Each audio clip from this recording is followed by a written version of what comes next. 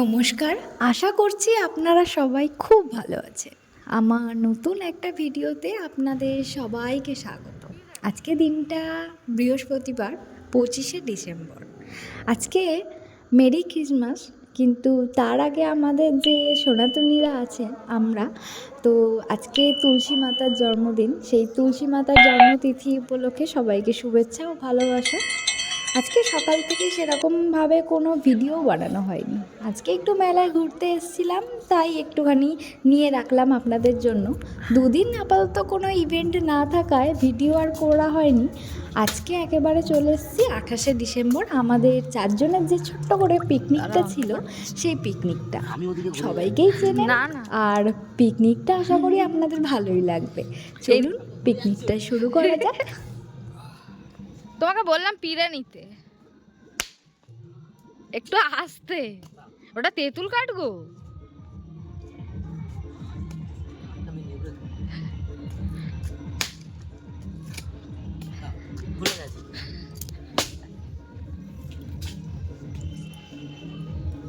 এইবার ঠিক আছে।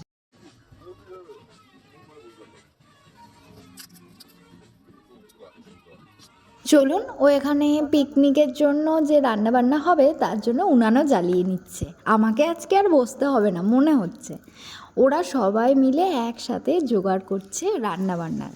আজকে মেনুটা বিরিয়ানি, কিন্তু খুব সবার ইচ্ছা ছিল যে দেশি মুরগির কোনো একটা রেসিপি রান্না করার।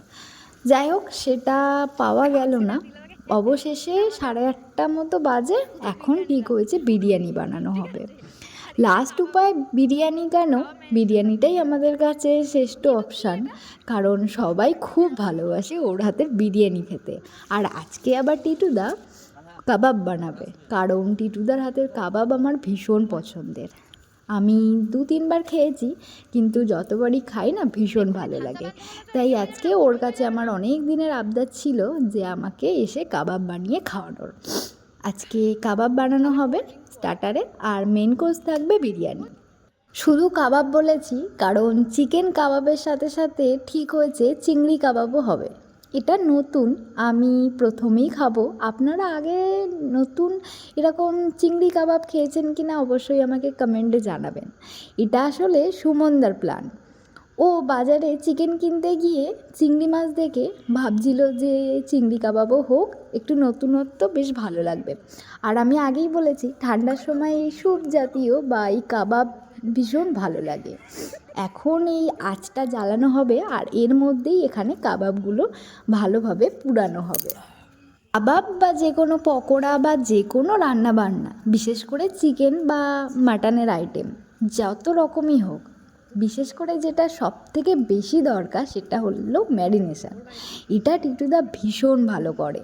কেন জানি না, যখনই কিছু মেশানোর ব্যাপারটা থাকে না, ও আগে এসেই বলে যে আমি ভালোভাবে ম্যারিনেশনটা করব। আর ভীষণ টেস্টও হয় জানেন, কারণ যতবারই এরকম ব্যাপার হয়েছে রান্নাবান্নার দিক থেকে, ততবারই আমরা খেয়েছি, ভীষণ ভালো লাগে। আর এখন সেই প্রসেসটা চলছে। ম্যারিনেশন ছিল ওই আধ ঘন্টা থেকে 45 মিনিট মতো। এখন শিকের মধ্যে গাঁথা হলো চিকেনের পিসগুলো, আর প্রত্যেকটা গাঁথা হয়ে গিয়েছে। সব মিলিয়ে 3টে মতো শিকে গাঁথা হয়েছে, আর চিংড়িটা 2টো শিকে।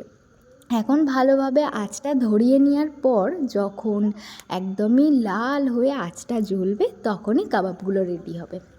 আর আমার বর যেহেতু কাবাব খেতে পছন্দ করেন না, তাই এখানে ওর জন্য চিংড়ি ব্যাটার ফ্রাই করা হচ্ছে, আর চিকেনও ব্যাটার ফ্রাই করা হচ্ছে।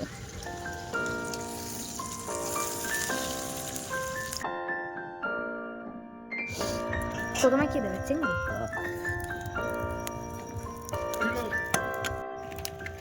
কম কম আসবে, এ নোংরা হয়ে যাবে।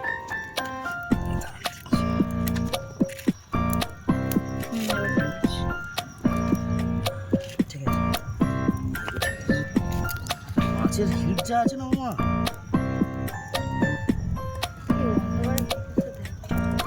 পায়ের দিকে দেখে যা। প্রতিবারেই আমাদের এরকম একটা ছোট্ট করে পিকনিক রাখা হয় 4 জনের। সেই পিকনিকে আমাদের ভীষণই মজা হয়। যেরকম আজকে দিনটা হচ্ছে, আজকে দিনটা ভীষণই মজার কাটছে। এখন আমি রুটি বানাতে বসেছি। রুটিটা হচ্ছে আমার শ্বশুরমশাইয়ের জন্য, কারণ উনি রাত্রেবেলায় এইসব খেতে একদমই পছন্দ করেন না, তাই ওনার জন্য রুটি আর একটা সবজির তরকারি সেটাই আপাতত আছে। এখন ভালোভাবে কাবাবগুলো রেডি হয়ে গেছে যখন, তখন উপর দিয়ে কলা পাতার ওই যে ডাঁটিটা হয় সেটা দিয়ে টিটুদা ভালোভাবে বাটারগুলো মিশিয়ে দিচ্ছে, যাতে খেতে আরও স্পাইসি লাগে। আর দেখুন এখানে আমাদের এতটাই কপাল খারাপ, লাইটটা লাগানো হয়েছিল একটু বেশি আলো পাওয়ার জন্য, যাতে কাবাবটা করতে ভীষণ সুবিধা হয়, তো লাইটটা এখন কেটে গিয়েছে। नहीं माफ करो, मुझे गलती हो गई, मेरी जुबान फिसल गई।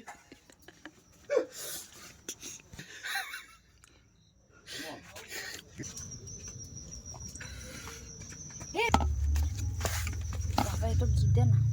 ওটা তো কাঠ।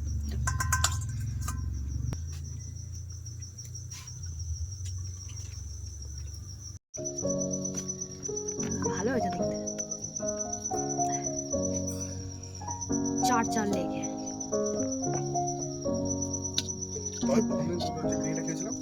খুব সুন্দর ছিল।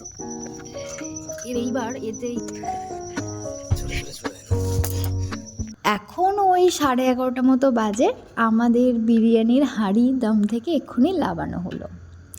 এখানে যখন বিরিয়ানিটা নামানো হলো, এতটা স্মেল বেরোচ্ছে, পুরো বাড়িটা মোমো করছে। মনে হচ্ছে তো রাস্তা অবধি নিশ্চয়ই স্মেলটা চলে গিয়েছে। সবাই ঘুমাতে ঘুমাতে জেনে গিয়েছে যে কোথাও না কোথাও বিরিয়ানি রান্না হচ্ছে, কারণ এত সুন্দর গন্ধ বেরোচ্ছে।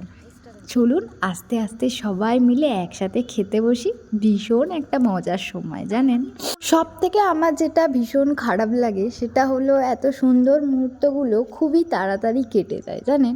কি আর করা যাবে, সুন্দর মুহূর্ত মনে হয় সবসময় একটু বেশিই তাড়াতাড়ি সময় চলে যায়। এতক্ষণ ধরে আমরা বিরিয়ানির জন্য এত কাজবাজ করলাম, কিন্তু একটুও মনে হয়নি যে আমরা কাজবাজ করছি। সবাই এত মজা করে সময়টা কাটাচ্ছিলাম যে ভীষণ ভালো লাগছিল। চলুন সামনে বিরিয়ানি যেহেতু চলে এসছে, আর তো কথা বলতে পারছি না, এবারে আসি। আবার নতুন একটা কোনো ভিডিওয়ে দেখা হবে। আশা করি আপনারা ভালো থাকবেন, আর ভিডিওটা ভালো লাগলে ভিডিওতে অবশ্যই লাইক করে দেবেন, আর পাশে থাকার জন্য সাবস্ক্রাইব করবেন। ভালো থাকবেন, সুস্থ থাকবেন। আসি তাহলে, টাটা সবাইকে, গুড নাইট।